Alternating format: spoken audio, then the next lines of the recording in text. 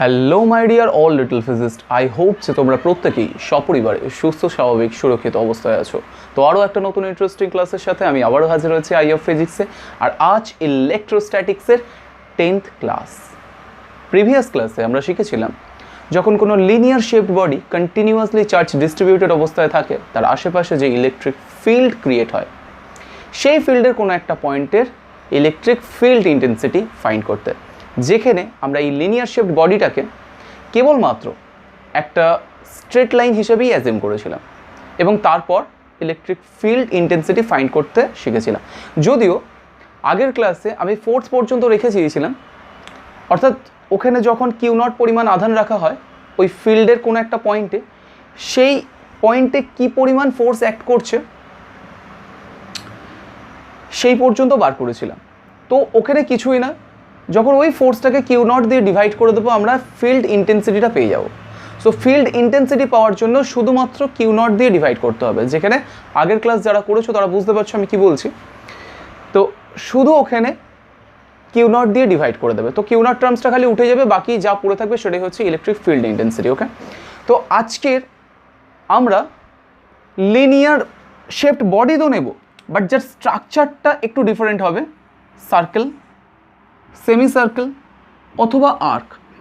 অর্থাৎ যে কোনো বৃত্তের অংশ এরকম যদি তার হতে পারে, পাতলা রডকে বেঁকিয়ে তৈরি করা যেতে পারে। তো এই রকম শেপড বডি যদি নিরবিচ্ছিন্নভাবে আহিত করা হয়, অর্থাৎ প্রত্যেক সমান অংশে সমান পরিমাণ আধান আছে, এমন নয় যে কোনো অংশে বেশি আধান আছে কোনো অংশে কম আধান আছে, তো এই রকমভাবে যদি আমি আহিত করে দিই তার দরুন আশেপাশে ইলেকট্রিক ফিল্ড জেনারেট হবে। এখন সেক্ষেত্রে এদের যে সেন্টার পয়েন্ট আছে সেই সেন্টার পয়েন্টের ইলেকট্রিক ফিল্ড ইন্টেন্সিটি বা অন্য কোনো কিউ নট আধান রাখলে তার উপর কী পরিমাণ ফোর্স অ্যাক্ট করবে সেটা ফাইন্ড করতে শিখব। তো আগের ক্লাসেরই একটা অংশ, আগের ক্লাসের থেকে কিন্তু এই ক্লাসটা অনেক ইজি হবে। ওকে, তো খাতা খুলে রেডি হয়ে যাও। হ্যাঁ, একটা জিনিস বলি, এখানে কিন্তু আমরা আজকের যে ক্লাসটা করব সেই ক্লাসটার শুধু এই কনসেপ্টকে ডেভেলপ করেই এই দুটো বার করব। অর্থাৎ এই কনসেপ্টটাকে ক্লিয়ার করতে পারলেই আমরা এই দুটোর দরুন যে ইলেকট্রিক ফিল্ড ইন্টেন্সিটি তার সেন্টার পয়েন্টে ক্রিয়েট হচ্ছে সেটাকে ফাইন্ড করতে পারবো। ওকে, তো আমরা শুধুমাত্র প্রথমে একটা বৃত্তের অংশ থেকেই বার করব।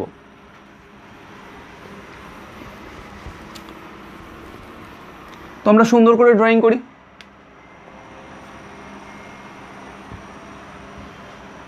এটা আমার একটা বৃত্তের অংশ বা বৃত্তচাপ ধরা যেতে পারে। তো এর সেন্টার এইরকম কিছু একটা জায়গায় থাকবে অ্যাপ্রক্সিমেটলি।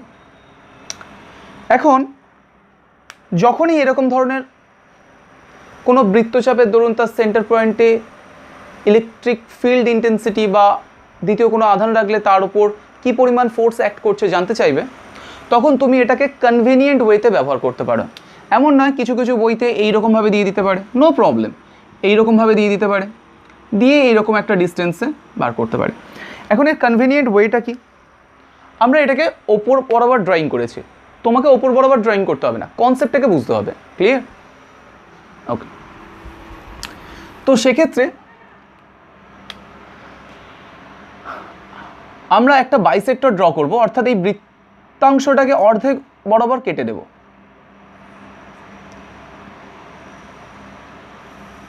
এখন এই বৃত্তচাপের লেন্থ বলে দিতে পারে, আদারওয়াইজ এর মধ্যবর্তী যে অ্যাঙ্গেল ক্রিয়েট হচ্ছে অর্থাৎ সেন্টারের রেসপেক্টে যে অ্যাঙ্গেলটা ক্রিয়েট হচ্ছে সেই অ্যাঙ্গেলের মান বলে দিতে পারে। তো কিছু না কিছু তো তোমার ডেটা তো জানিয়ে দেওয়া হবে। তো আমি প্রথমে ধরে নিলাম এখানে এই পুরো অ্যাঙ্গেলটা 2 আলফা। এখন আলফা যে কোনো কিছু হতে পারে, 60 ডিগ্রি, অর্থাৎ টোটালটা 120 ডিগ্রি। আমি এখানে 2 আলফা কেন নিলাম, আমি এখানে আলফাও নিতে পারি, কোনো প্রবলেম নেই। 2 আলফা নিলাম এই কারণে, কারণ আমি এখানে একটা বাইসেক্টর ড্র করেছি, অর্থাৎ এই বৃত্তচাপটাকে তার সেন্টারের সাথে যুক্ত করে অর্ধেক করে দিয়েছি। সেক্ষেত্রে আমরা যদি খেয়াল করি এই বৃত্তের এই অংশটাতে পুরো সিমেট্রি, মানে একই রকম প্রতিসম। কখন এই কথাটা বলা যাবে প্রতিসম? দেখো, বৃত্তের অর্ধেক অংশ দেখতে কীরকম হয়, বাকি অর্ধেকটার মতো। তো এই অবস্থাকেই আমরা প্রতিসম বলি, যেখানে একটা আকৃতি হুবহু ম্যাচ খায় দ্বিতীয় আর একটা আকৃতির সাথে। ঠিক আছে? তাহলে সেক্ষেত্রে যে কোনো বৃত্তাংশ বলো, আমরা মিড পয়েন্ট থেকে যদি কেটে নিই, তাহলে একটা অংশ আর একটা অংশের সাথে কি হবে? প্রতিসম বা সিমেট্রি সিচুয়েশন ক্রিয়েট করবে। তো এই অংশের সাথে এই অংশ কি দেখছি আমরা? সিমেট্রি। ওকে, সেই কারণের জন্য আমরা এখানে 2 আলফা কনসিডার করলাম, যাতে আমরা এপারের অ্যাঙ্গেলটাকেও আলফা বলতে পারি এবং এপারের অ্যাঙ্গেলটাকেও আলফা বলতে পারি। ক্লিয়ার? এখন তুমি এটাকে আলফাও দিতে পারো, সেক্ষেত্রে α/2 লিখতে হবে, α/2 লিখতে হবে। তো আমি কোনো ফ্র্যাকশনাল নাম্বারে না যেতে চাইছি বলে আমরা এখানে 2 আলফা অ্যাজিউম করেছি। ওকে, কোনো প্রবলেম নেই। এবারে দেখো, এই বডিটা নিরবিচ্ছিন্নভাবে আহিত করা হয়েছে। বেশ, তারপর এই সেন্টার পয়েন্টে Q0 আধান রাখা হয়েছে। বাহ বাহ বাহ বাহ। তারপর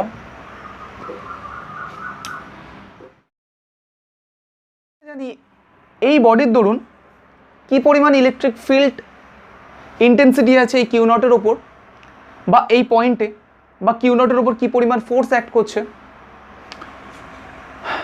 তা তো জানি না, বা তা তো বের করতে শিখিনি। তাহলে কি করা যায়? কুলম্বস লকেই ডেভেলপ করব। কুলম্বস ল পয়েন্ট চার্জের জন্য ভ্যালিড। তাহলে আমরা এখানে একটা পয়েন্ট চার্জ হিসেবে ছোট্ট অংশ কেটে নেব। অংশটার দৈর্ঘ্য কত হবে? dl। তো dl অংশের দরুন এখানে একটা কোণ প্রডিউস করবে, কি তাই তো?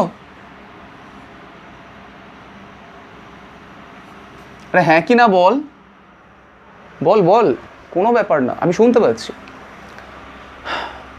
তো এখানে এই dl অংশের দরুন এখানে একটা কোণ প্রডিউস করবে।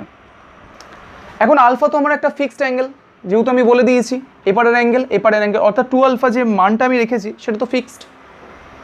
তাহলে আমরা এমন একটা ভেরিয়েবল টার্ম নেব যে টার্মসটা কি হচ্ছে, মান অ্যাজিউম করে করে যাচ্ছে, অর্থাৎ একটার পর একটার মান গ্রহণ করছে, করতে করতে করতে করতে সে 2 আলফা পর্যন্ত পৌঁছবে। তাহলে একটা ভেরিয়েবল টার্ম লাগবে। তো তার জন্য আমি একটা এখানে অ্যাঙ্গেল ক্রিয়েট করছি থিটা, আর যার ছোট্ট একটা অংশ ডি থিটা। তো এই থিটা ফিক্সড না, 2 আলফা কিন্তু ফিক্সড করে দিয়েছি আমি। এই যে বৃত্তচাপের দরুন তার সেন্টার পয়েন্টের রেসপেক্টে যে অ্যাঙ্গেল ক্রিয়েট হয়েছে সেই অ্যাঙ্গেলটাই তো 2 আলফা, তো ওটা ফিক্সড আছে। তো এবার আমরা একটা এমন অ্যাঙ্গেল নিচ্ছি যে অ্যাঙ্গেলটা ভেরিয়েবল, সেটা একটা সময় 2 আলফাতে পৌঁছে যাবে। তো ভেরিয়েবলের মান, ভেরিয়েবল জিনিসটা কি? চল, অর্থাৎ একটার পর একটা মান গৃহীত করছে, তাকে আমি ঘোরাতে ঘোরাতে ঘোরাতে ঘোরাতে যদি এই পর্যন্তই নিয়ে আসি এখান থেকে, তাহলে সে কি পাবে? আলফা। যদি ঘোরাতে ঘোরাতে ওপারে নিয়ে যাই, আরও আলফা। কিন্তু মনে রাখতে হবে, যখন দুটো ডাইরেকশনস আলাদা হচ্ছে, অর্থাৎ আমি এই থিটাটা প্রেজেন্ট করেছি এই বাইসেক্টর যে লাইনটা আছে সেই লাইনটার রেসপেক্টে, তো সেক্ষেত্রে এই অ্যাঙ্গেলটা যখন এদিকে মুভ করবে সেটাকে যদি আমরা পজিটিভ অ্যাজিউম করি ওটাকে নেগেটিভ অ্যাজিউম করব, বা এটাকে যদি নেগেটিভ অ্যাজিউম করি ওটাকে পজিটিভ অ্যাজিউম করব। তোমরা জানো ম্যাথে এটা পড়েওছো অলরেডি, যে এই পয়েন্ট থেকে যদি আমরা থিটাকে পজিটিভ ধরি, এই পয়েন্টে থিটাকে নেগেটিভ থিটা ধরবো, কি তাই তো? তাহলে সেক্ষেত্রে আমরা এই দিকের অংশটাকে মাইনাস আলফা ধরবো, কার রেসপেক্টে? এই স্ট্রেট লাইনটার রেসপেক্টে, অর্থাৎ এই বাইসেক্টরের রেসপেক্টে আমরা এপারে যাওয়াটাকে নেগেটিভ ধরবো, ওপারে যাওয়াটাকে পজিটিভ ধরবো, দুটোই অ্যাঙ্গেল। সো এটা নেগেটিভ আলফা, এটা পজিটিভ আলফা। ক্লিয়ার হয়েছে? কারণ কেন ধরছি? কারণ এর রেসপেক্টে, এই লাইনের রেসপেক্টে একটা লেফট সাইডে টার্ন নিচ্ছে, একটা রাইট সাইডে টার্ন নিচ্ছে। ক্লিয়ার? ওকে, বেশ।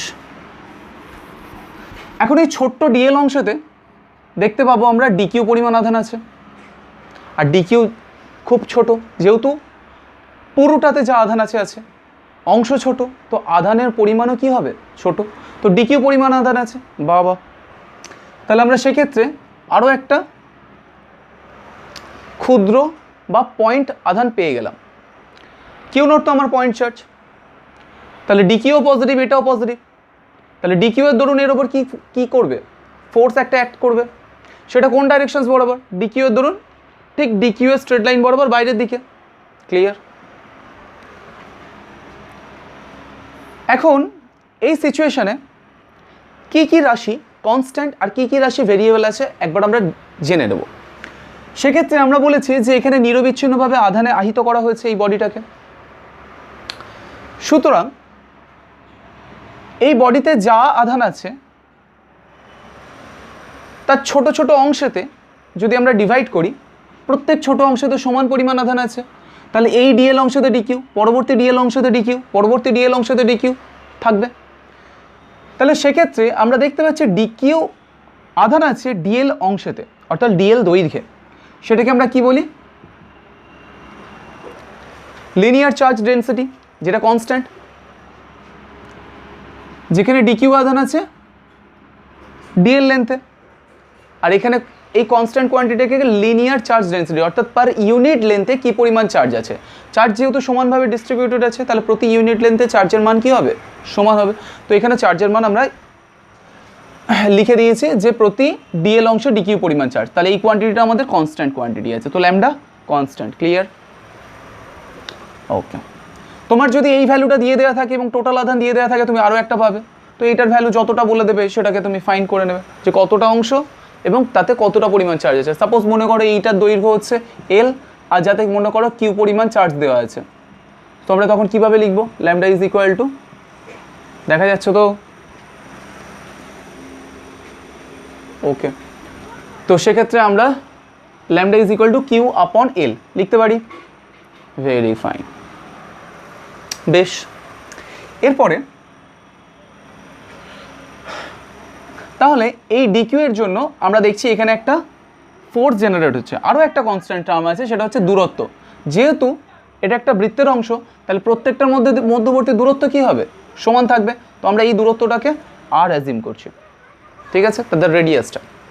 অর্থাৎ এখানেও আর, এখানেও আর, এখানেও আর। তাহলে প্রত্যেক ছোট ছোট অংশে আমরা ডিকিউ পরিমাণ আধান পাবো, যেখানে অংশের দৈর্ঘ্য ডিএল। আর প্রত্যেক ডিকিউ পরিমাণ আধানের সাথে যদি আমরা কিউ নটকে দেখি, তাহলে তাদের মধ্যবর্তী দূরত্ব কত আসছে, আর। ক্লিয়ার? সেটাও কনস্ট্যান্ট। তো আমরা দুখানা কনস্ট্যান্ট টার্ম পেয়ে গেছি। ওকে, এবারে আমরা আগের মতোই ক্যালকুলেশনস করব। প্রথমে আমরা এই সেকশনস থেকে এই সেকশনসটা দেখব কি ঘটনা ঘটছে।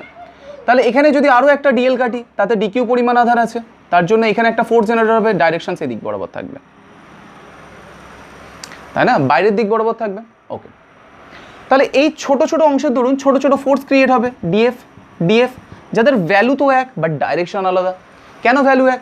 কারণ দুটো আধানের মধ্যবর্তী মান এক এবং দূরত্বের মান এক। দূরত্ব কত আছে, আর, এবং একটা আধানের পরিমাণ আছে কত, ডিকিউ, দ্বিতীয়টা হচ্ছে কিউ নট। তো সেক্ষেত্রে আমরা ভ্যালুটা কি পাচ্ছি, এক পাচ্ছি, ডিএফ ডিএফ। কিন্তু ভ্যালু তো এক পাচ্ছি, বাট ডাইরেকশনস কতগুলো হচ্ছে, ঠিক এখান থেকে শুরু করে নিয়ে এই পর্যন্ত, অর্থাৎ এই লাইনের বাইরে পর্যন্ত এতগুলোর ভেতরে প্রচুর ছোট ছোট ডিএফ থাকবে। তাহলে এত ডিএফগুলোকে অ্যাড করব কি করে, তাহলে তাদের প্রত্যেকটার কি নেব, কম্পোনেন্ট নেব। তাহলে একটা ডিএফ দিয়ে আমি বোঝাচ্ছি। তাহলে সেক্ষেত্রে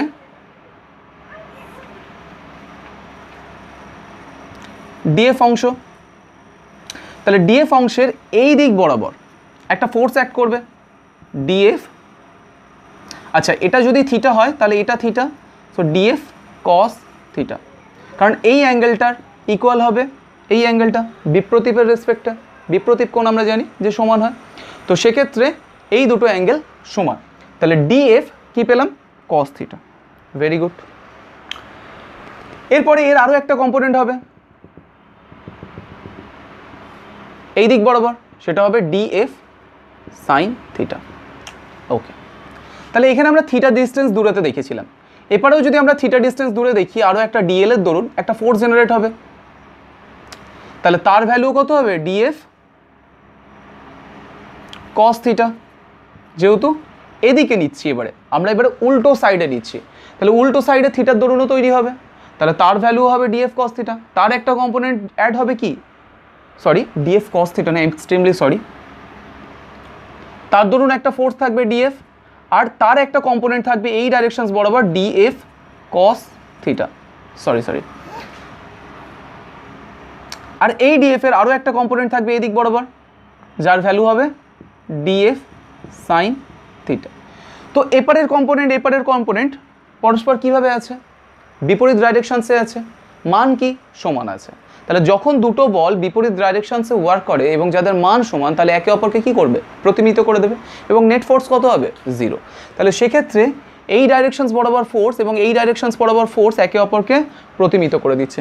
এরকম যদি আমরা পুরো অংশটা দেখি এবং এই পুরো অংশটা দেখি, তাহলে সেক্ষেত্রে এদিকের অংশ ধরুন ডিএফ যে সাইন থিটার উপাংশগুলো আসবে, এবং এদিকের অংশের ধরুন যে এপারে ডিএফ সাইন থিটার উপাংশগুলো আসবে, তারা একে অপরকে কি করছে, প্রতিমিত করে দিচ্ছে। ক্লিয়ার হয়েছে?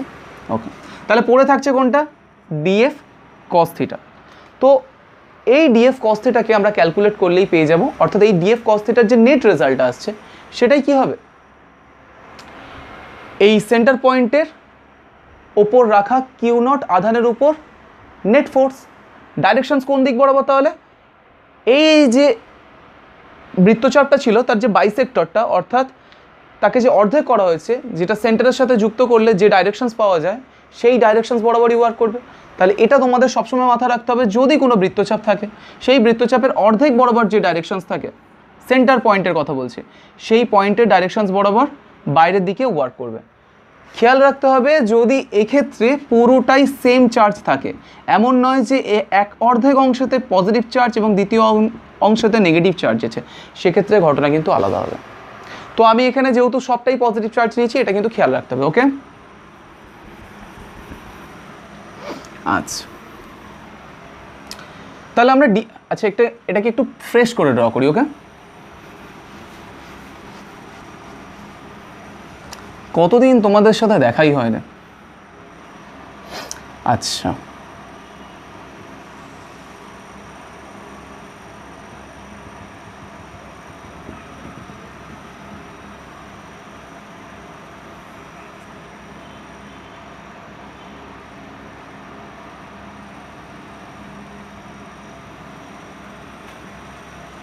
এই ডিএলটা অনেক বড় হয়ে গেছে আমাদের মতো। ওহো ছি থিটা। ওকে, ডিএফ যেহেতু ছোট্ট অংশ ডিকিউ এর জন্য পুরো তো ফোর্স পড়বে না, ছোট্ট ফোর্স পড়বে, তাই বাচ্চা ফোর্স ডিএফ, থিটা তার একটা কম্পোনেন্ট ডিএফ একটা কম্পোনেন্ট ডিএফ সাইন থিটা। ওকে, তো এবারে আমরা একটা নেগেটিভ আলফা ধরেছিলাম, একটা পজিটিভ আলফা ধরেছিলাম, টোটালটা 2 আলফা। ক্লিয়ার হয়েছে? সুন্দর করে ড্র করে নাও। এবার আমরা ক্যালকুলেশন করব। So F net is equal to integrate of DF cos theta. Okay, dF এর ভ্যালু কি করে ফাইন্ড করব?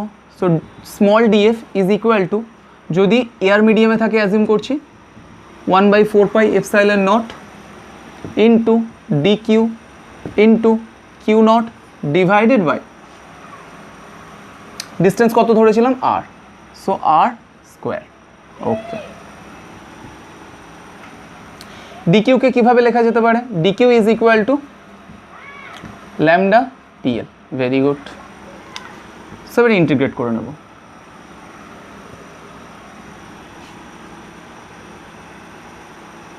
One by 4 pi epsilon not বাইরে এসে যাচ্ছে। আচ্ছা ভালো করে লিখি,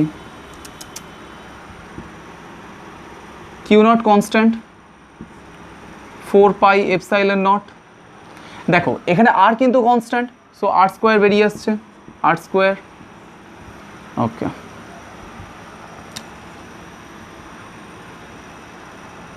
ডি কিউ কস থিটা। ওকে, আচ্ছা ডিকিউকে আমরা এবারে কিভাবে লিখতে পারি? ডিকিউকে লিখতে পারি lambda dl q not 4 pi epsilon not into r square, lambda constant বেরিয়ে আসবে, ডিএল কস থিটা। তো আমরা ডিএলটাকে যদি ওপরে লিখি cos theta DL, clear? Lambda DL হবে কার জন্য? ডিকিউ এর জন্য। তো ল্যামডা কনস্ট্যান্ট বার করে নিয়েছি, ডিএলটাকে ওপরে বসিয়ে দিয়েছি। ওকে, এখন থিটা আর ডিএল, আগের ক্লাসেও আমরা এটা ডিসকাস করেছিলাম যে ডিএল এর রেসপেক্টে থিটার ইন্টিগ্রেশন হওয়া পসিবল না। তাহলে আমরা ডিএলকে কি করব? থিটাতে কনভার্ট করার চেষ্টা করব। আচ্ছা, এখানে দেখো এই যে অ্যাঙ্গেলটা তৈরি হয়েছে এই ডিএল এর দরুন সেটা কত? D theta. এদের মধ্যবর্তী দূরত্ব কত? আর। ওকে, তাহলে আমরা জানি কোণ ইকুয়াল টু কি? চাপ বাই ব্যাসার্ধ। চাপ কত? ডিএল, ব্যাসার্ধ কত? R. So dl is equal to কোণ d theta. Okay, so dl equal to r d theta, clear? তো ডিএলকে আমরা থিটাতে কনভার্ট করতে পেরেছি, constant r theta, theta variable. আমি বলেছিলাম যে কোনো কোয়ান্টিটিকে আইদার কনস্ট্যান্ট এবং যে ভেরিয়েবলের টার্মসে ইন্টিগ্রেট করা হবে সেই ভেরিয়েবলের টার্মে কনভার্ট করে নিতে। তো কনস্ট্যান্ট আছে, কোনো প্রবলেম নেই, আর ডি থিটাতে আমরা কনভার্ট করতে পেরেছি। So congratulation. এরপরে আমরা এখানে এবার বসাবো। So q not lambda 4 pi epsilon not r square, very good. তারপর কস থিটা, আচ্ছা আর এখানে যে বসবে ডিএল এর জায়গায় আমরা বসাতে পারি আর ডি থিটা। তো আর আমরা এখানে বার করে নিচ্ছি, ডি থিটা পড়ে থাকছে। সো ডি থিটা, লিমিট মারবো মাইনাস আলফা থেকে প্লাস আলফা, যেহেতু ফাইনাইট দেওয়া আছে অর্থাৎ একটা নির্দিষ্ট ভ্যালু দেওয়া আছে, তো মাইনাস আলফা থেকে প্লাস আলফা। ওকে, দেখা যাচ্ছে তো? তাহলে কস থিটার ইন্টিগ্রেশন কি হয়? Sine theta. So q not lambda r 4 pi epsilon not r square, r square, একটা আর পড়ে থাকবে, একটা আর ক্যান্সেল হয়ে যাবে। ওকে, আর এটা আসছে সাইন থিটা, মাইনাস আলফা থেকে plus alpha, clear? Okay, so q not lambda 4 pi epsilon not, থিটার জায়গায় এবার কত বসাবো? লিমিট পেয়ে গেছি, কারণ থিটা তো ভেরিয়েবল ছিল। সর্বোচ্চ মান কত? Positive alpha. কোথা থেকে স্টার্ট হচ্ছে? নেগেটিভ আলফা থেকে। So sine alpha minus sine negative alpha, sine minus theta is equal to minus sine theta. So q not lambda 4 pi epsilon naught sine alpha plus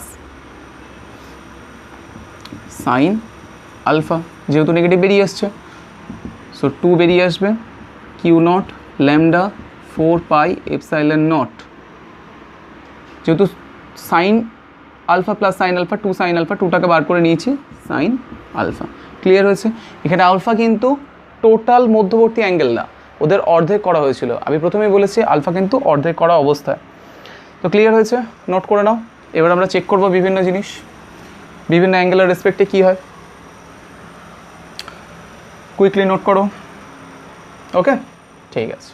তো এবার আমরা মুছে দিচ্ছি এই অংশটা এবং এই অংশটা। তো এবারে মনে করো যে আমার কাছে এইরকম কোনো একটা অ্যাঙ্গেল দেওয়া আছে,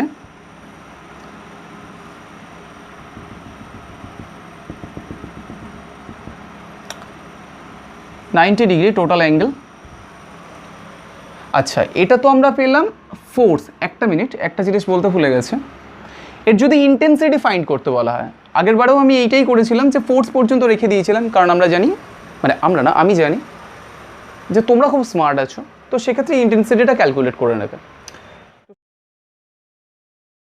আমরা ইন্টেন্সিটি যদি বলে তাহলে ইন্টেন্সিটি কীভাবে লিখব, ইজ ইকুয়াল টু, হ্যাঁ ফোর্স কিন্তু ডাইরেকশনস অবশ্যই দেবে, ডাইরেকশনসে দেওয়ার জন্য এখানে এবি লিখে রাখবে, এবি বরাবর ডাইরেকশনস অবশ্যই দেখবে যখন ভেক্টর সাইন দেবে। এটা নিয়ে আমি বহুবার বলে দিয়েছি, আর নতুন করে বলার কিছু নেই। তো এটা ভেক্টর সাইন দিয়ে যখন ব্যবহার করবে তখন এবি বরাবর, এটা কিন্তু মাস্ট লিখবে। ওকে, আচ্ছা এখন যদি আমরা এর ফিল্ড ইন্টেন্সিটি যেটা আছে সেটা যদি ফাইন্ড করতে চাই, শুধু কিউ নট দিয়ে ডিভাইড করবো। সো ফোর্স আপন কিউ নট, তো ফোর্সের জায়গায় এই ভ্যালুটা বসাবো, কিউ নট দিয়ে ডিভাইড করলে যা পড়ে থাকে সেটা। So 2 lambda sine alpha divided by 4 pi epsilon not.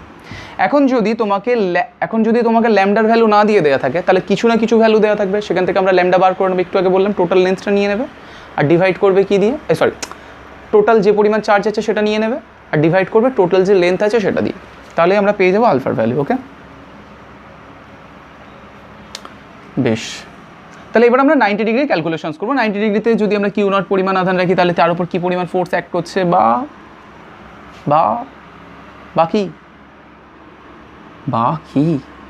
বাকি নয়, বাকি নেই কিছু, সব হবে।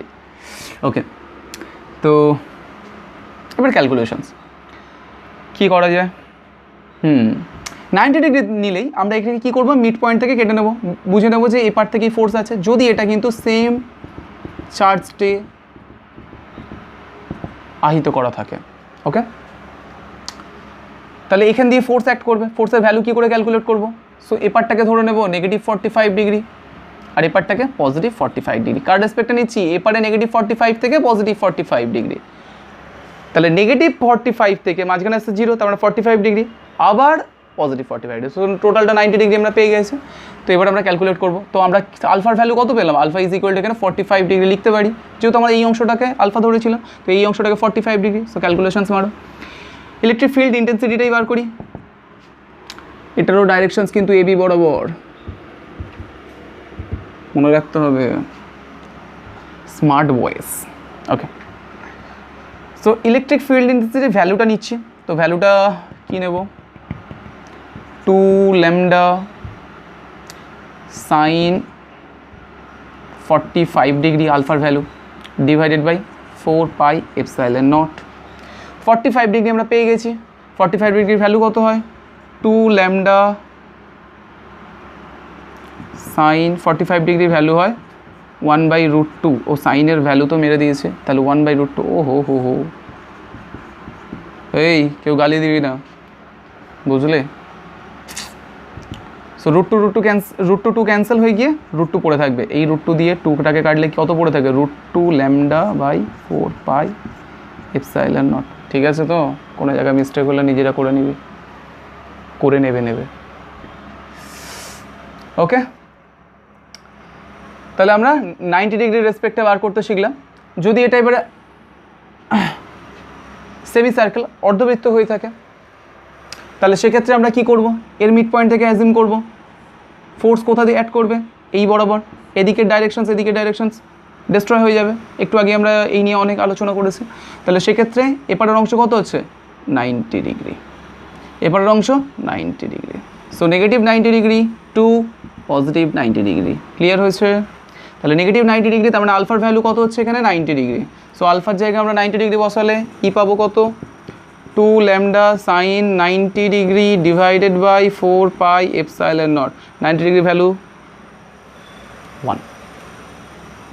So 2 lambda by 4 pi epsilon not. Congratulation.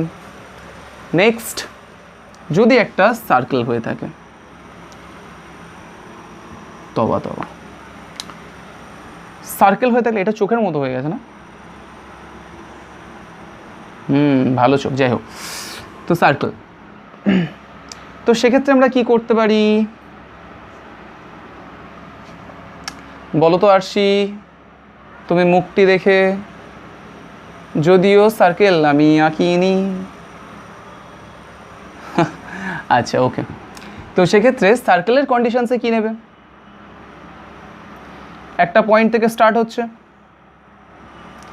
এইখানে কি করা যায়, এবারে তো দুটো পয়েন্ট জয়েন্ট হয়ে গেছে, তাহলে কিছুই ব্যাপার না, একটাকে অর্ধেক করে দিতে হবে। তো কত ভ্যালু আসবে? 2 পাই, অর্ধেক পাই, টোটালটা 2 পাই, অর্ধেক হলে কত? পাই। তো অর্ধেকের ভ্যালু বসাবে, আলফার জায়গায় কত হবে? আলফাই তো আমাদের অর্ধেক ছিল, সো পাই বসাবো। তো সাইন এখানে কত বসবে? পাই, আর বারবার করে করছি না, পাই মানে 180 ডিগ্রি। 180 ডিগ্রি ভ্যালু শূন্য হয়, 0। তাহলে ওখানে কত হবে? ইলেকট্রিক ফিল্ড ইন্টেন্সিটি ডাব্বা, হাম্বা ডাম্বা জাব্বা। এই তোমরা কেউ শুনেছো মমতা ব্যানার্জির কবিতা? একটা আমি ইউটিউবে কবিতা পেয়েছিলাম, কি কবিতা জানি না, উনি আমাদের মাননীয় মুখ্যমন্ত্রী এরকম না, তবে জানি না ওনার লেখা কি না, তবে একবার ইউটিউবে একটা ফানি কবিতা ওনার নাম দিয়ে এসে গেছিলো। কি কবিতাটা এরকম, হাম্বা ডাম্বা জাব্বা হিম্বি ডিম্বি। তোমরা সার্চ করে দেখতে পারো, ফানি পোয়েম, কি বলে, ফানি পোয়েম না, ফানি পোয়েম না, ঠিক আছে, হ্যাঁ, মমতা ব্যানার্জি পোয়েম মারবে, যা আসে দেখে নেবে। তো ক্লিয়ার হয়েছে? হ্যাঁ, এর একটা ফিলও আছে। দেখো এখানে যদি আমরা ছোটো ডিকিউ পরিমাণ আধার নিই, এর ধরুন এদিক বরাবর কাজ করবে, আবার ঠিক উল্টো সাইড থেকে ডিকিউ পরিমাণ যদি আধার নিই, এদিক বরাবর কাজ করবে। এখানে ডিকিউ পরিমাণ আধান কোন দিক বরাবর অ্যাক্ট করবে? এদিকে। এখানকার ডিকিউ পরিমাণ আধান ফোর্স এদিকে অ্যাক্ট করবে, এখানকার ডিকিউ পরিমাণ আধান এদিকে অ্যাক্ট করবে, এখানকার ডিকিউ পরিমাণ আধান এদিকে অ্যাক্ট করবে, এখানকার ডিকিউ। ইয়ার কি হচ্ছে নাকি? সমস্ত দিকের আধান সমস্ত দিককেই কী করবে? প্রতিমিত করে দেবে, এবং নেট রেজাল্ট 0 আসবে। তো সার্কেলের ফান্ডা ক্লিয়ার হলো। সার্কেল বা এই ধরনের যত কনসেপচুয়াল যা থাকুক না কেন, কি বাচ্চা পারা হবে তো? একবার একটা গল্প বলি, যা কারেন্ট অফ, সরি, আমাকে দেখতে তোমরা পাচ্ছ আমি জানি, তবে অন্ধকারে দেখছো, জানি না কারেন্ট কখন দেবে। তো ততক্ষণ পর্যন্ত কি করবো? পজ করবো না গল্প শোনাবো? হাম্বা ডাম্বা ঝাম্বার গল্প শোনাবো?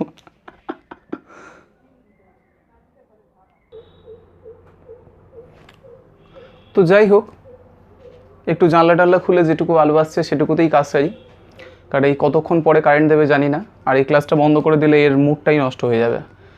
অ্যাকচুয়ালি ক্লাস জিনিসটাই এরকম, প্রথম 20 মিনিট লাগে আসর বসাতে, তারপরের 5 মিনিট লাগে বেশ আসর জমাতে, তারপরে যখন মাহফিল জমে ওঠে তখন ক্লাসের ঘন্টা বেজে যায়।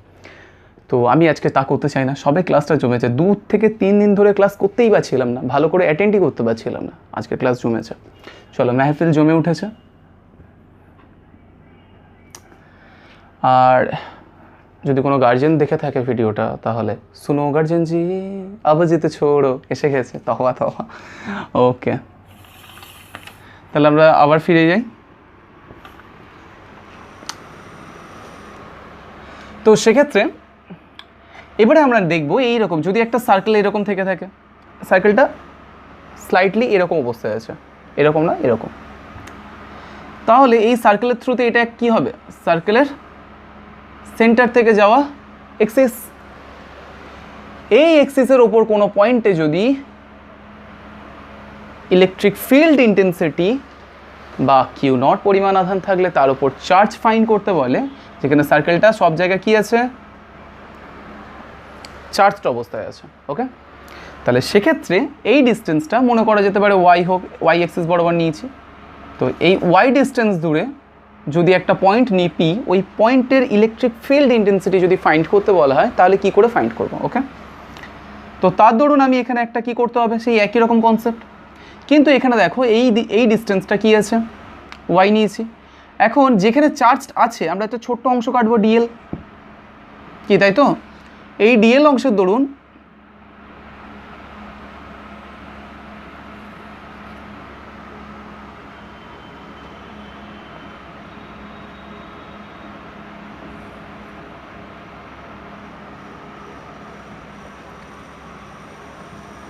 এই ডিএল অংশের দরুন এখানে একটা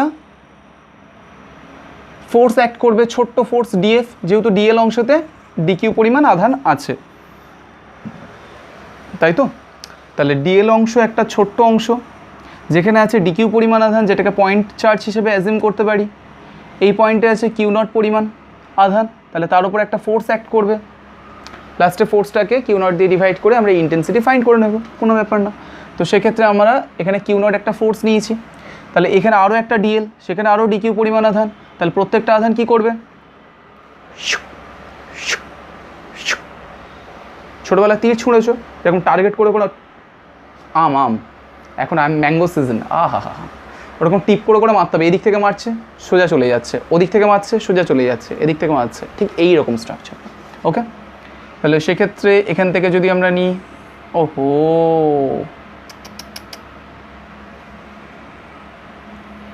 তীর উল্টো পাল্টা ডাইরেকশনসে চলে যাচ্ছে, কি হবে তো? তাহলে প্রত্যেকটা কন্ডিশনেই কী হবে, ডিএফ অংশ পাওয়া যাবে, তাহলে তার একটা উপাংশ এদিক বরাবর থাকবে, তাহলে এইটা যদি থিটা অ্যাঙ্গেল হয়, এটা থিটা অ্যাঙ্গেল, তাহলে ডিএফের কস থিটা হবে না, হবে না, কি হবে না, হবে না, হবে। ওকে, তাহলে ডিএফের একটা কম্পোনেন্ট হচ্ছে কস থিটা, তাহলে এইরকমভাবে ডিএফের একটা অংশ হবে সাইন থিটা, অর্থাৎ এই ডাইরেকশনস বরাবর দেখো, এখান থেকে যে এই যে পয়েন্টে ডিকিউ পরিমাণ আধান আছে, সেই পয়েন্টের দরুন যদি দেখা যায় এখানে একটা ফোর্স জেনারেট হবে, সেই ফোর্সের একটা কম্পোনেন্ট থাকবে ওপর দিক বরাবর অর্থাৎ ওয়াই এক্সিস বরাবর, আর একটা কম্পোনেন্ট থাকবে এক্স এক্সিসের বিভিন্ন ডাইরেকশন। এখন দেখো এক্স এক্সিস ডাইরেক্টলি বলা যাবে না, কারণ একটা তলের উপর এক্স এক্সিস থাকে, আমি কিন্তু বিভিন্ন ডাইরেকশনস বরাবর নিচ্ছি। ওকে, তাহলে সেক্ষেত্রে কিন্তু এই ডাইরেকশনসটা কীরকম হচ্ছে, ঘুরছে রাউন্ডের মতো, কারণ বিভিন্ন অংশ থেকে এপার থেকে যেটা আসছে তার একটা কম্পোনেন্ট এদিক বরাবর আছে, এপার থেকে যেটা আসছে তার একটা কম্পোনেন্ট ওদিক বরাবর আছে, তো একটা তলের ওপর বিভিন্ন কম্পোনেন্টগুলো ছড়িয়ে পড়ছে এবং একে অপরকে কী করবে, প্রতিমিত করবে, যেহেতু প্রত্যেকটা ডিস্টেন্সে সমান আছে, যেহেতু এটা সার্কেল আছে, তার মিড পয়েন্ট থেকে এক্সিসটা ড্র করা আছে। কি ক্লিয়ার হলো না?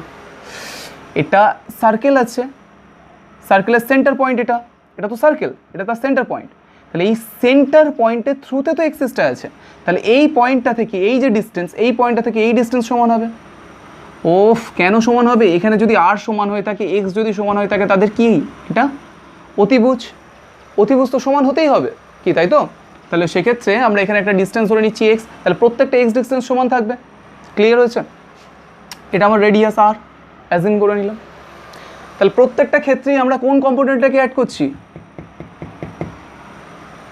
ডিএফ কস থিটার কম্পোনেন্টটাকেই আমরা পাচ্ছি। তাহলে ডিএফ কস থিটার সব কম্পোনেন্ট যতটা আছে ততগুলোর যত ছোটো ছোটো ডিকিউ নিতে সার্কেলটা কমপ্লিট করব, আর ছোটো ছোটো ডিকিউয়ের জন্য কী হবে, ওখানে ফোর্স পাওয়া যাবে। সেই ফোর্সগুলো যখন আমরা দেখছি তখন ওই ফোর্সগুলো দুটো কম্পোনেন্ট পাওয়া যাচ্ছে, সেই কম্পোনেন্টের ডিএফ কস থিটা কম্পোনেন্টগুলো অ্যাড করে দিলেই আমরা পেয়ে যাব। তাহলে DF cos theta, DF cos theta, DF cos theta, এই ছোট্ট ডিএল অংশের দরুন ডিকিউ আধান আছে, তাদের দরুন যে ফোর্সগুলো পাওয়া যাচ্ছে সেগুলোকে অ্যাড করবো। So DF cos theta, so clear হয়ে গেছে। তাহলে এখানে এক্সের ভ্যালু কী করে ক্যালকুলেট করে নেবো, x is equal to r square plus y স্কোয়ারের আন্ডার রুট। ক্লিয়ার হয়েছে? ওকে, তাহলে এটা আমরা থিটা অ্যাজিউম করেছিলাম, এটা থিটা ধরেছিলাম। ওকে, তাহলে কস থিটার ভ্যালু বার করে নেওয়া যাবে, কস থিটা এই ট্রাইঅ্যাঙ্গেল থেকেই বার হয়ে যাবে। ভূমি থিটার রেসপেক্টে এটা হয় ভূমি বাই অতিভুজ, সো ভূমির ভ্যালু কত আছে, y divided by x. Clear? Okay, আর কিছু, এক্সের ভ্যালু আমরা জেনে গেছি, y divided by under root of r square plus y square. Okay, আগের কনসেপ্টের মতো কিছুটা আসছে। তাহলে নেট এফ নেট কোন এক্সিস বরাবর, on y axis, df integrate of DF cos theta. ডিএফের ছোট্ট ডিএফটা কত হবে, ডিএফ ছোট্ট ফোর্স যদি আমরা বার করে নিই কত হবে, ডিস্টেন্স জানা আছে, ওখানে কিউ নট আধান রেখেছি, সো এয়ার মিডিয়ামে হলে 1/4 pi epsilon not into d q into q not divided by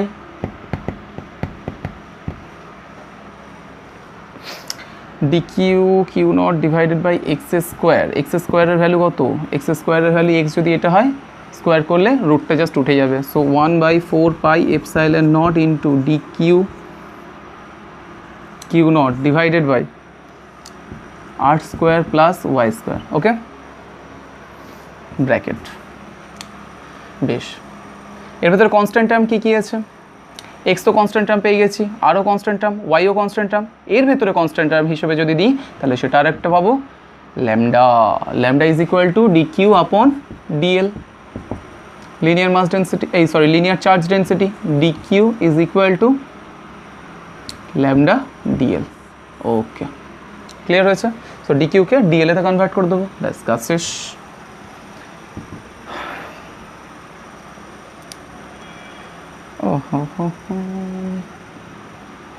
so 1/4 pi epsilon naught q naught বেরিয়ে আসছে,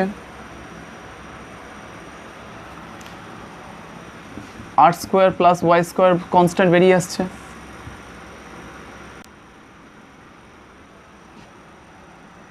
cos theta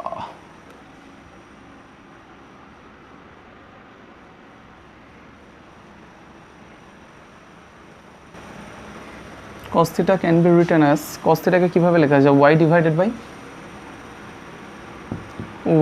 divided by under root of r square plus y square। Okay, so dq কে লেখা যায় lambda dl। এখন dl নিতে হবে। ওকে, তাহলে lambda dl, ল্যামডাও তো constant বেরিয়ে আসে। ওকে, পরের লাইনে লিখে দিচ্ছি lambda y q not 4 pi epsilon not. আচ্ছা, এর পাওয়ার 1 আছে, সেম রাশি পাওয়ার আছে 1/2, যেহেতু রুট আছে তাহলে 1/2 প্লাস 1 পাওয়ারগুলো অ্যাড হয়ে যায় সূচকের নিয়ম অনুযায়ী, তাহলে r square plus y square to the power 3/2। Clear হয়েছে? আচ্ছা, ল্যামডা তো বার করে নিয়েছি, তাহলে ডিএল এর ইন্টিগ্রেশন করতে হবে। সো ডিএল করতে করতে কোনো একটা পার্টিকুলারলি পয়েন্ট থেকে কত ঘুরবে, তার রেডিয়াস বলছি সরি পরিধি বরাবর ঘুরছে, তাহলে পরিধি কত হয় 2πr। সো 0 থেকে 2πr বসালেই পেয়ে যাব। এখন যদি মাথার ভেতরে এই প্রশ্নটা এসে থাকে যে আমরা ডিএলকে থিটাতে কেন কনভার্ট করলাম না, আমার তো এখানে ডিএল ইন্টিগ্রেট হয়ে যাবে, আমরা কেন থিটাতে কনভার্ট করতে যাব? কারণ ডিএল আমরা দেখতে পাচ্ছি কি ছোট এখানে ডিএল অংশ আছে, এই ডিএল করতে করতে করতে করতে যখন পুরোটা পাবো তখন কত হয়ে যাবে 2πr। সো 0 থেকে 2πr ব্যাস। So lambda y q not into 2πr divided by 4 pi epsilon not r square plus, আমরা এখানে ডিএল এর ইন্টিগ্রেট কিন্তু একঘায় করে দিয়েছি, যদি বুঝতে না হয়, আচ্ছা বুঝতে অসুবিধা হয়ে যেতে পারে।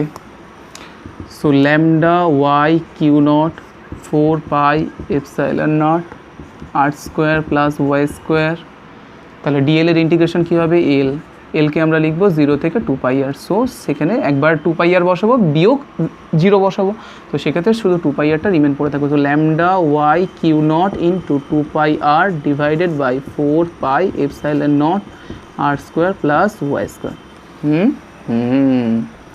তো এক্ষেত্রে ল্যামডাটাকে লেখা যেতে পারে, যদি আমার বলে দেওয়া থাকে এই পুরো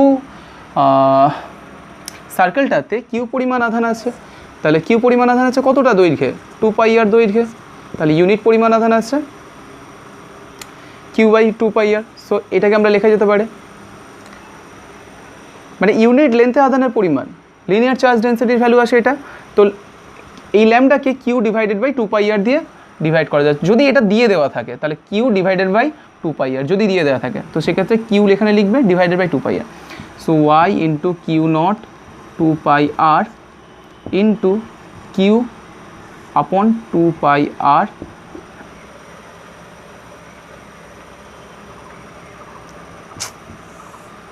ওইটাকেই কিউ ধরে নিয়েছিলাম। So q upon 2πr into 4 pi epsilon not into, ওহো কি বাজে হচ্ছে আজকের, 3/2 বসাতে হবে তো, r square plus y square 3/2। Clear? কালিও মনে হচ্ছে শেষের কাছাকাছি। তো 2πr ক্যান্সেল, বাকি যা পড়ে থাকে এটাই কোয়ান্টিটি, এটাই হচ্ছে নেট ক্যালকুলেশন। ওকে, নোট করে নাও। এরপরে আমরা লাস্ট পয়েন্টে যাব আজকের ক্লাসে। নোট করে দেখে নাও, চেক করে নাও কোথায় কী ফল্ট আছে না আছে, ফল্টগুলো ধরতে হবে তো। क्या 5 भी पास से 23 है, ফল্ট ধরতে পারে না। ওকে, সো নোট করে নাও। তারপরে আমরা যাব যে এখানকার এই যে ডিস্টেন্সটা আছে, এই ডিস্টেন্সের মধ্যে কোন এমন পয়েন্ট আছে যে পয়েন্টে ইন্টেন্সিটি বলো বা ফোর্স বলো সবচেয়ে বেশি হবে। আচ্ছা এখানে ইন্টেন্সিটি বললে কী করতে হতো, এই ফোর্স, এটা তো ফোর্সের ভ্যালু, ডিভাইড করতাম কিউ নট দিয়ে, তো কিউ নট টার্মটা কাট আউট হয়ে যেত, পরে যা রিমেন থাকতো সেটাই হচ্ছে কি ওই পয়েন্টের ইলেকট্রিক ফিল্ড ইন্টেন্সিটি। এবার আমাকে বলছে যে যদি সর্বোচ্চ ফিল্ড ইন্টেন্সিটি ফাইন্ড করতে হয় কোনো এক্সিসের ওপর, তো এখানেও ফিল্ড ইন্টেন্সিটি আছে, এখানে একটা ফিল্ড ইন্টেন্সিটি আছে, এখানে আছে, এখানে আছে, এখানে এখানে এখানে এখানে চলতেই থাকছে। তাহলে এমন একটা পয়েন্ট চুজ করো যেখানে ফিল্ড ইন্টেন্সিটি সবচেয়ে বেশি থাকবে। অর্থাৎ এই আমার সার্কেল, সেই সার্কেলের মধ্যে দিয়ে এটা হচ্ছে সার্কেল বা সার্কুলার এক্সিস, এই এক্সিসের উপর এমন পয়েন্ট নাও যে পয়েন্টে ইলেকট্রিক ফিল্ড ইন্টেন্সিটি যেটা আছে সেটা সবচেয়ে বেশি থাকবে। ক্লিয়ার?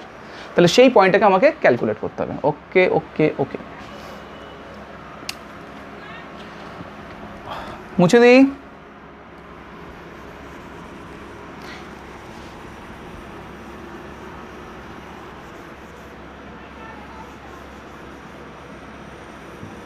এখানে আমাদের এই কোয়ান্টিটিটা লাগবে একবার, সো আমরা আগে এখানে ই লিখে রাখছি। এই ডাইরেকশানস তো বুঝতেই পেরেছো, এক্সিস বরাবর বাইরের দিকে। ওকে, কিউ নট দিয়ে যখন আমরা ডিভাইড করছি এই টার্মটাকে লিখে রাখছি এইরকম ফর্মে, ল্যামডা ওয়াই, কিউ নট তো আউট হয়ে যাবে, 2 pi r divided by 4 pi epsilon not r square plus y square to the power 3/2। Okay, ঠিক আছে। ওকে, এখন আমরা যখন মুছে দিই এটা, এক্স এক্সিসের উপর যে পয়েন্টে ইলেকট্রিক ফিল্ড ডেন্সিটি ম্যাক্সিমাম হবে, এখন এই ম্যাক্সিমাম সিচুয়েশন কী করে ফাইন্ড করব? তার মানে যে আমি এমন একটা পয়েন্ট হচ্ছে সেটা মনে করো এই এক্সিস এই পয়েন্টে অ্যাজিউম করলাম যে সেটা এখানেই আছে, এক্সের ভ্যালু তো বেরোবে, তো সেটা এখানেই আছে মনে করলাম, এক্স ডিস্টেন্স দূরে আছে। ওকে, তাহলে এই ডিস্টেন্সে থাকলে যদি খুব ভ্যালু হয়ে থাকে কার ফিল্ড ইন্টেন্সিটির, তাহলে তার সামান্য যদি একটু সরানো হয় দূরত্ব, তাহলে কী হবে, ভ্যালু কি খুব পরিবর্তন হবে? পরিবর্তন অ্যাপ্রক্সিমেটলি জিরোর কাছাকাছি, কারণ ওই জায়গায় ম্যাক্সিমাম ভ্যালু। তো ওর সামান্য যদি একটু 19-20 করি তাহলে ভ্যালু যে পরিবর্তনটা হবে সেটা কি সবচেয়ে কম। তাহলে আমরা পরিবর্তনকে কীভাবে লিখতে পারি? তাহলে এখানকার দূরত্বের পরিবর্তন মানে ডিএক্স, দূরত্ব যতটা পরিবর্তন হয় তাহলে ডিএক্স ডিএক্স ডিএক্স ডিএক্স করেই তো দূরত্বটা পরিবর্তন হচ্ছে। আর এই জায়গায় ফিল্ড যেটা আছে সেটা কি ডিএফ, আর মানে ফিল্ড ইন্টেন্সিটি হচ্ছে ডি, কি তাই তো? তাহলে এই ডিএক্স যদি আমি সামান্য পরিবর্তন করি, এই যে ডিটা কি এখানে কিন্তু ডি আমরা এই পয়েন্টের রেসপেক্টে কিন্তু আমরা এই ফিল্ড ইন্টেন্সিটি নিচ্ছি না, এখানে যে ডিটা নিচ্ছি সেটা হচ্ছে ওখানকার যে ইন্টেন্সিটি আছে তার পরিবর্তন।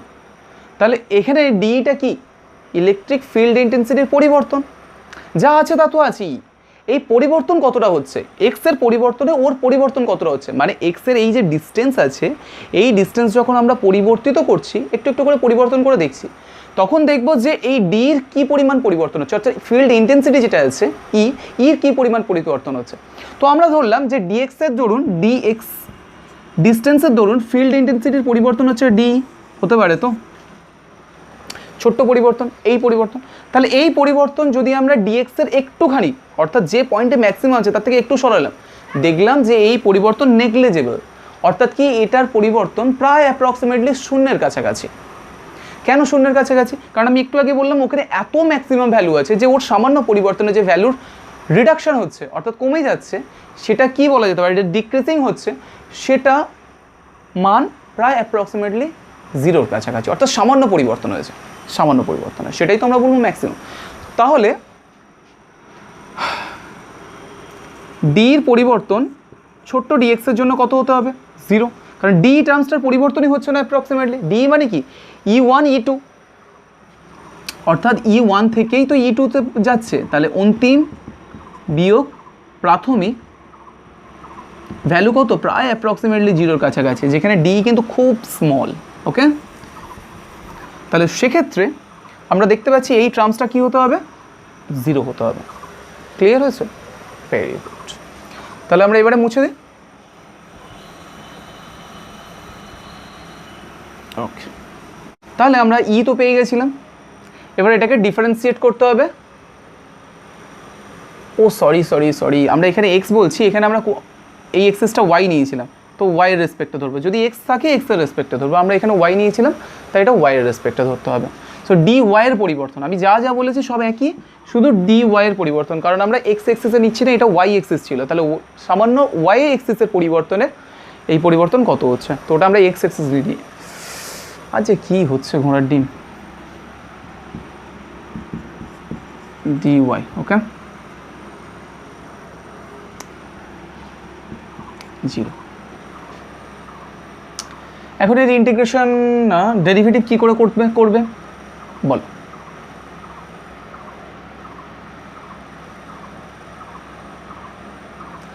আচ্ছা আমরা এখানে ল্যামডা টার্মটাকে যদি ব্যবহার করি তাহলে সেক্ষেত্রে ল্যামডা আমরা কত পেয়েছিলাম, কিউ ডিভাইডেড বাই 2πr পেয়েছিলাম। ওয়াই ওয়াইয়ের জায়গা ছিল, 2πr এর জায়গা ছিল 4πε0 r² plus y² 3/2, okay. So 2πr cancel, so q into y divided by 4πε0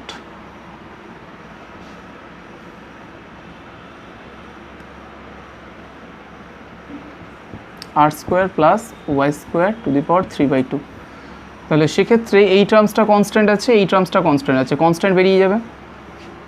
তাহলে এর ডেরিভেটিভটা আমরা করে নিই আগে, ডিই বাই ডিওয়াই, এটা হতে হবে। এখন ডিই বাই ডিওয়াই করলে কি পাওয়া যাচ্ছে, কনস্ট্যান্ট হিসেবে কিউ আর 4πε0 বেরিয়ে আসছে, পড়ে থাকছে d of dy y divided by r² plus y² 3/2। এখন এর ডেরিভেটিভ করতে হবে। মাঝে মাঝে মনে হয় ফিজিক্স ক্লাস করাচ্ছি না ম্যাথ ক্লাস করাচ্ছি।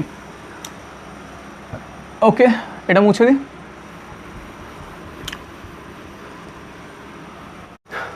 তাহলে ইউভি সেকশনে ইউভি একটাকে আমরা ইউ পার্ট ধরে নিচ্ছি, একটাকে আমরা ভি পার্ট ধরে নিচ্ছি, ওকে। তো সেক্ষেত্রে ডেরিভেটিভটা কীরকম হয়, কিউ আপন 4πε0 যা আছে বেরিয়ে যাবে। আচ্ছা একবার এর ডেরিভেটিভ হবে ডি ওয়াই এর রেসপেক্টে ডি, তাহলে সেক্ষেত্রে হবে কি ডি ওয়াই, যেখানে আমরা এই পার্টটাকে বার করে রেখে দেবো। তাহলে সেক্ষেত্রে ওই পার্টটাকে বার করে রেখে দিলে আমরা এখানেই লিখি into r² plus y² to the power 3/2, okay. আরেকবার কি হয়, negative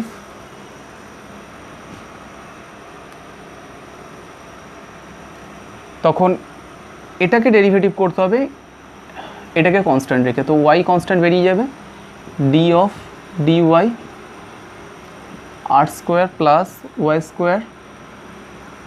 two the power 3/2। Clear হয়েছে? ইউ ডিভাইডেড বাই ভির ফর্মুলা, একবার ইউকে কনস্ট্যান্ট রেখে কী করতে হয়, ভির ডেরিভেটিভ বিয়োগ ভিকে কনস্ট্যান্ট রেখে ইউ এর ডেরিভেটিভ, কারেক্ট। তো তারপরে আমরা কি লিখবো, এটা তলাটা যেটা থাকে সেটা স্কোয়ার হয়ে যায়।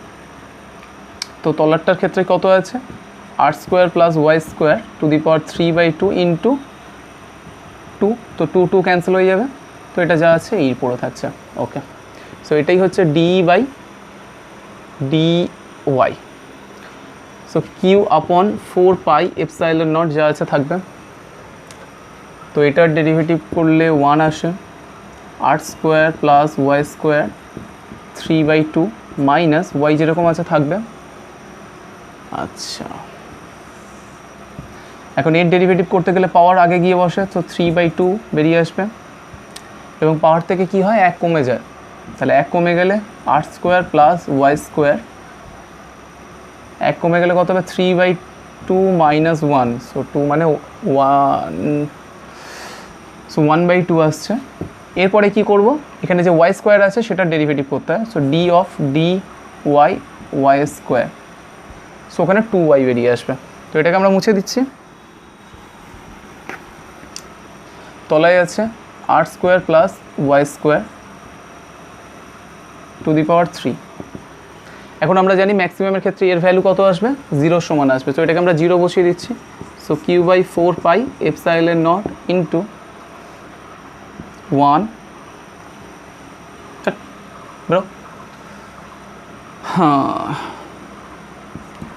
আর square plus y square 3/2 minus y, আর এক্ষেত্রে কী হবে, 2টা বেরিয়ে আসবে, মানে আরও একটা 2 বেরিয়ে এলো, আর ওয়াই হবে, তো ওয়াই স্কোয়ার, মানে যেহেতু এর ডেরিভেটিভ 2y আসবে, তাহলে 2yকে আমরা এই y এর সাথে মাল্টিপ্লাই করে দিলাম, 2y স্কোয়ার ইন্টু 3/2, 2 ক্যান্সেল হয়ে যাচ্ছে।